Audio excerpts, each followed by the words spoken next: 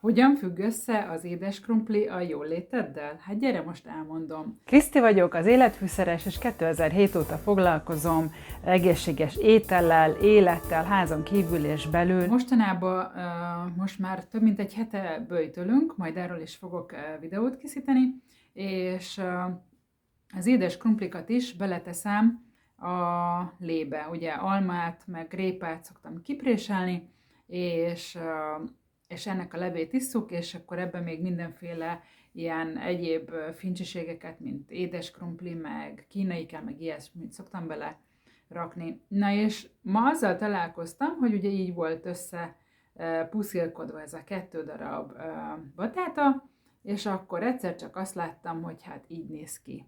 Szóval, amikor az egyik, ami már eleve így elkezdett megrohadni, vagy megbetegedett, vagy nem tudom, és mivel ők így összeértek, az egészséges, gyönyörű, szép darab, látszik, hogy sehol semmit baja, de mégis, ahol összeértek, elkezdett azon a részen megromlani. És a lényeg az, hogy ennek mi is az értelme, vagy mi is az átvitt értelme.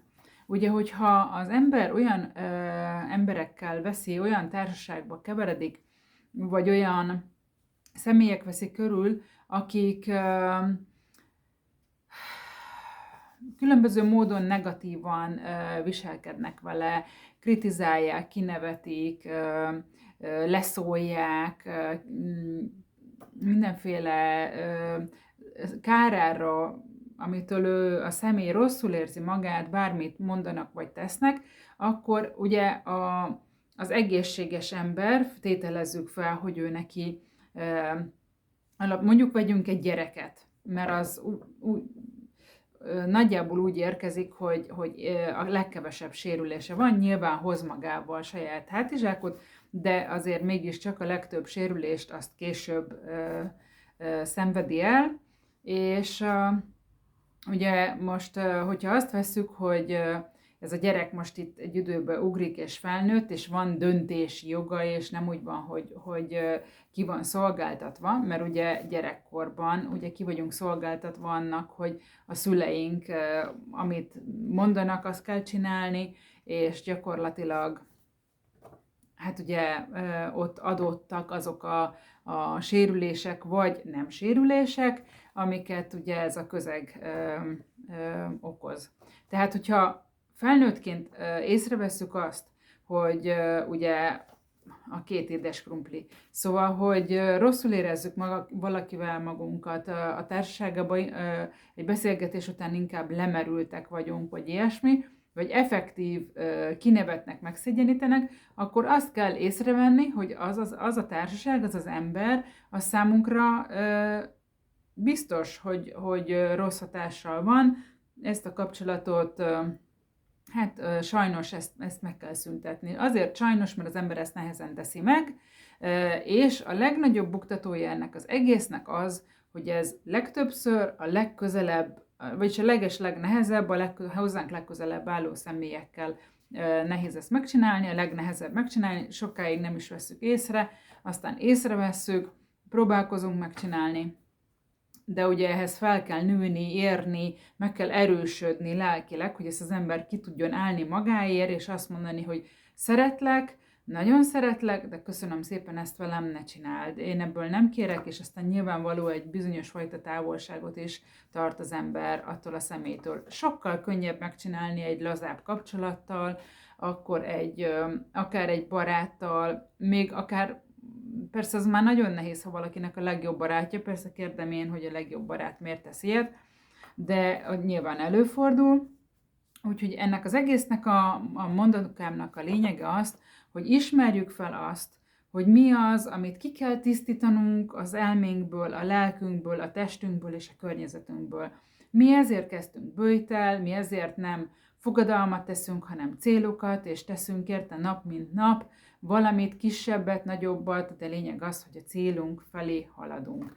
Úgyhogy én ezzel azt szeretném mondani, kívánni, vágyni, hogy nézd meg, hogy leszel egyre jobban nap mint nap, és hogyha van ilyen nehéz kapcsolódásod, akkor ez nem fog rögtön menni. Tehát legyél türelmes, kitartó, és vegyél igénybe segítséget, kérjél segítséget olyanoktól, akik ebbe tudnak támaszod lenni lelkileg, és segítik azt az erőt megnöveszteni magadba, hogy egyre jobban hangot tudj adni annak, hogy igenis, te fontos vagy, legyél elég önző ahhoz, hogy kiálljál magadért, és te legyél az első és legfontosabb abból a szempontból, hogyha te jól vagy, és a te tányérod lelkileg tele van, vagy egészségileg mindenféle szempontból a tányérod tele van, akkor abból tudsz enni adni, abból tudsz másoknak adni. Ha le vagy merülve, akkor mindenki tudja, hogy fáradtan, nyűgösen,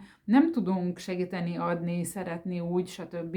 Tehát ahhoz, hogy fel tudjunk töltődni, ahhoz olyan dolgokat, minden nap olyan dolog mellett kell letenni a voksot.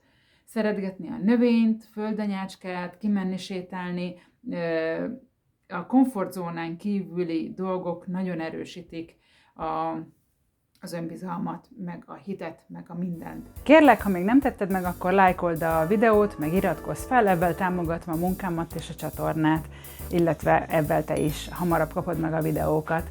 Köszönöm! Ez lehet, hogy egy külön videót is megérne, de az első és legegyszerűbb, ami mindenki megtehet azért, hogy gyakorlatilag erősödjön az önbizalma, az, hogy amit kimondunk, hogy meg fogjuk csinálni, nagyon kell figyelni arra, hogy mit mondunk ki a szánkon, mert az nagyon-nagyon erős, de amit kimondunk, hogy ma tornázni fogok, vagy ma elmegyek sétálni, akkor ha azt mondtam, hogy el fogok menni, akkor menjek el. Ha azt mondom, hogy tervezem, akkor ott van benne az, hogy nem biztos, hogy el fogok menni. De az agy, a lélek, a tudatalattunk, az minden egyes alkalommal csalódik bennünk, és a hitünk magunkba, az, hogy képesek leszünk megcsinálni, ez mindig csorbul, amikor azt mondom, hogy ma megiszom 2 liter vizet, és nem ittam meg. Ma elmegyek sétálni, és nem sétáltam. Ma elkezdek fogyókúrázni, és nem kezdem el a fogyókúrát.